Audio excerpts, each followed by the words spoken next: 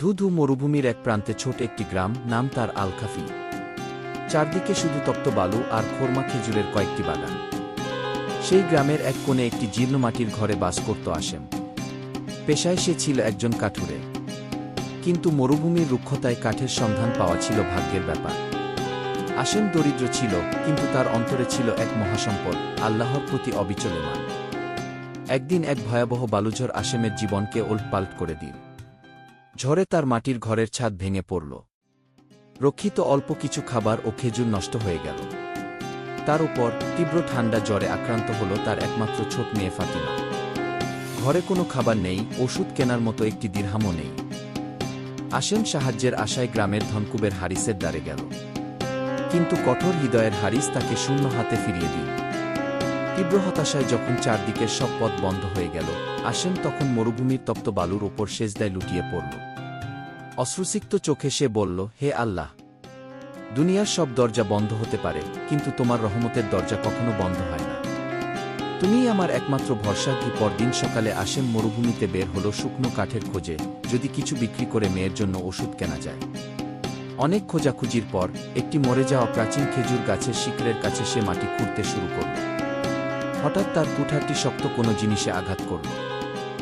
আসেম মাটি সরিয়ে দেখল সেখানে একটি প্রাচীন ভারী মাটির পাত্র পোতা রয়েছে। পাত্রের মুখটি শক্ত চামড়া দিয়ে বাঁধা। আসেমের মনে হল হয়তো কোনো প্রাচীন গুপ্তধন বা স্বর্ণমুদ্রা পাওয়া গেছে। সে কাঁপতে কাঁপতে পাত্রের মুখটি খুলল, কিন্তু পাত্রের ভেতরে কোনো সোনা বা রূপা ছিল না। তার পরিবর্তে সেখানে ছিল শত বছর পুরনো, অদ্ভুতভাবে তাজা ও সুগন্ধিযুক্ত কিছু কালো রঙের বীজ। আর ছিল একটি প্রাচীন চামড়ার টুকরো, যাতে লেখা ছিল, এটি আলশাফা নিরাময়কারী বীজ। যে ব্যক্তি চরম বিপদে আল্লাহর উপর পূর্ণ ভরসা রেখে এটি রোপণ করবে, সে অলৌকিক ফল পাবে। আসেম দমে গেল না। সে এটাকে আল্লাহর ইশারা মনে করল। সে দ্রুত বাড়ি ফিরে পাত্র থেকে কয়েকটি বীজ নিয়ে তার মেয়ের মুখে দিল। অলৌকিকভাবে কয়েক ঘন্টার মধ্যে ফাতিমার তীব্র জ্বর কর্পূরের মতো উড়ে গেল। সে সুস্থ হয়ে উঠে বসল।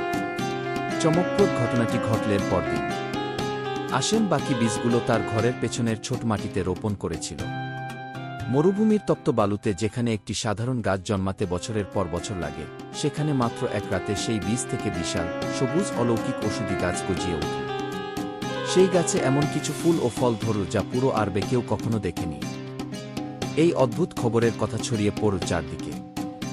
দূরদূরান্ত থেকে বড় বড় হাকিম ও ব্যবসায়ীরা সেই অলৌকিক গাছের পাতা ও ফল কিনতে আসেমের ভাঙা ঘরে ভিড় জমাতে লাগল।